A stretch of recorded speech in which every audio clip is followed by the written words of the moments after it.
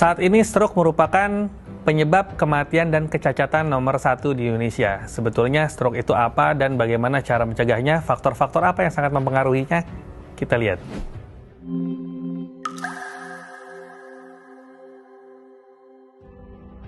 Stroke itu adalah suatu keadaan sindroma klinis di mana terjadi gangguan aliran darah di otak. Bisa terjadi karena sumbatan atau terjadi karena perdarahan yang memberikan gejala tergantung dari daerah otak yang terkena.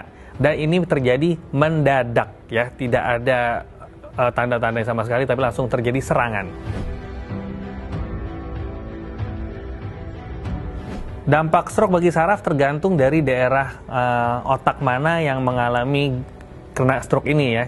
Apabila terkena daerah motorik maka terjadi kelumpuhan. Kalau ternyata kena gangguan daerah sensorik terjadi gangguan rasa, kebas, kesemutan, baal, bahkan sakit spontan. Apabila terkena gangguan memori bisa terjadi lupa mendadak. Apabila ternyata kena gangguan saraf bicara jadi cadel, jadi pelok, dan banyak tergantung area otak mana yang kena. Jadi faktor resiko stroke ini dibagi menjadi dua. Yang pertama adalah faktor resiko yang tidak bisa dimodifikasi. Misalnya yang pertama adalah faktor genetik. Ada riwayat dari keluarga, ya, entah orang tua, entah kakek, nenek, om, tante yang mengalami stroke, maka kemungkinan mengalami stroke lebih besar dibandingkan orang yang tidak memiliki resiko keluarga ini. Yang kedua adalah usia. Seiring bertambahnya usia, maka kemungkinan terjadinya stroke lebih besar dibanding usia yang lebih muda. Yang ketiga adalah jenis kelamin. Jenis kelamin laki-laki lebih besar kemungkinan kena stroke pada usia produktif dibandingkan yang perempuan. Kemudian yang keempat adalah orang yang pernah kena stroke sebelumnya akan lebih besar kemungkinan kena stroke berikutnya. Ini adalah yang tidak bisa dimodifikasi. Kemudian yang bisa dimodifikasi ini jauh lebih banyak, ya. Yang pertama misalnya orang dengan hipertensi, ya bisa diobatin. Orang dengan diabetes mellitus bisa dikontrol. Orang dengan kolesterol tinggi ya bisa dicegah. Orang dengan merokok, minum minuman alkohol, kemudian kekentalan darah, banyak sekali dari gaya hidup yang bisa dicegah untuk menghindari terjadinya stroke sebetulnya.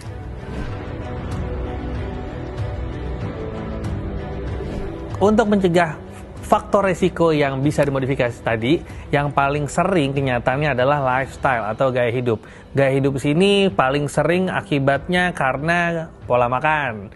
Yang kedua adalah malas bergerak. Jadi ini adalah yang paling sering menyebabkan penyakit-penyakit yang berakibat ke stroke tadi. Yang pertama adalah kita harus menjaga pola makan kita. Pola makan di sini adalah pola makan yang rendah karbohidrat, ya. Jadi rendah karbohidrat dan rendah lemak, ya. Dan usahakan juga konsumsi serat dan buah-buahan yang cukup banyak.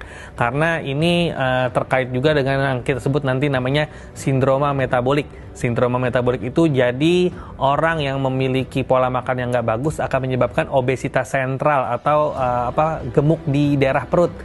Nah, penelitian mengatakan bahwa orang yang memiliki obesitas sentral ini kemungkinan kena stroke-nya lebih besar. Jadi kita harus menjaga pola makan. Kemudian, apabila makanan sudah dikonsumsi, maka makanan itu benar-benar memang harus digunakan dan kalori yang berlebih harus dibakar. Jadi, jangan sampai terjadi penumpukan kalori. Caranya dengan olahraga, gerak, ya. Jadi jangan kita nggak mau gerak atau nggak mau olahraga. Jangan beralasan kita nggak mau olahraga karena nggak sempat gitu, ya. Tapi sempatkanlah memang untuk berolahraga.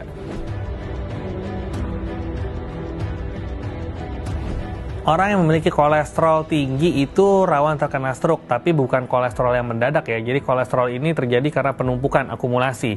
Jadi kalau kolesterolnya ini tinggi dalam jangka waktu lama akan menyebabkan penumpukan lemak pada dinding pembuluh darah, terutama pembuluh darah yang rusak. Nah ini, jadi apabila pembuluh darah rusak ini terjadi penumpukan, lama-lama menutup aliran darah, disinilah terjadinya stroke. Makanan yang harus dihindari untuk mencegah resiko stroke yang pertama adalah makanan yang mengandung kadar garam tinggi, ya. Karena kadar garam yang tinggi ini akan menyebabkan peningkatan dari tekanan darah, ya. Kadar garam tinggi ini sering terdapat pada makanan-makanan cepat saji, makanan-makanan berpengawet, ya. Jadi ya hati-hati, meskipun rasanya tidak asin tapi memiliki kadar garam atau natrium yang tinggi. Kemudian yang kedua adalah makanan-makanan yang tinggi lemak. ya, tinggi lemak ya. Tinggi lemak di sini misalnya makanan-makanan yang misalnya mengandung santan segala macam itu bisa menyebabkan kadar kolesterol yang meningkat. Tapi tentunya kadar kolesterol yang meningkat saja tidak cukup untuk menyebabkan stroke secara langsung, tapi harus dalam jangka waktu lama dan terjadi kerusakan pembuluh darah karena ada penyebab lainnya. Apabila seorang mengalami serangan stroke, maka ada beberapa tanda yang dirasakannya. Bisa jadi yang pertama adalah kita singkat yaitu segera ke RS, yaitu se-nya adalah senyuman. Jadi senyumannya menjadi asimetris alias orang ini mulutnya miring ya. Kemudian segera, G-nya adalah gerakan. Gerakannya menjadi asimetris. Jadi terjadi kelumpuhan atau tidak bisa bergerak pada sisi tubuh sebelah ya. Kanan aja tangan dan kaki, begitu juga kalau kiri aja. Kemudian ra atau bicara. Bicaranya ini tiba-tiba menjadi cadel atau tiba-tiba menjadi sulit untuk berbicara, atau bicaranya menjadi ngaco, nggak ada isinya, atau tiba-tiba tidak bisa memahami pembicaraan ya. Segera ke-nya adalah kebas ya. Kebas atau kesemutan. Jadi orang yang mengalami kebas kesemutan mendadak pada sebelah sisi tubuh merupakan kemungkinan terkena serangan stroke.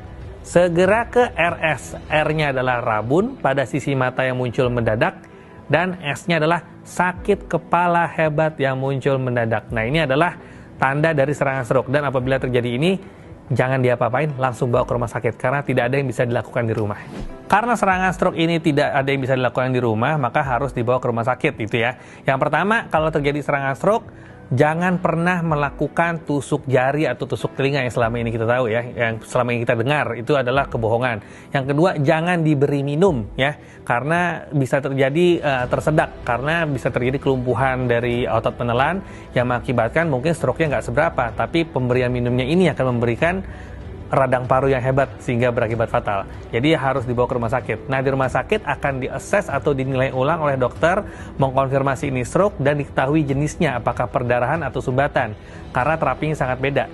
Dan apabila dilakukan dengan cepat, kurang dari 4,5 jam dari sejak kejadian sampai masuk rumah sakit, maka kemungkinan sembuh sempurnanya jauh lebih besar dan angka kecacatannya akan menjadi jauh lebih kecil. Sekian pembahasan mengenai kebiasaan yang memicu stroke. Saya Dr. Zeki Omana, spesialis saraf. Sampai jumpa di konten selanjutnya.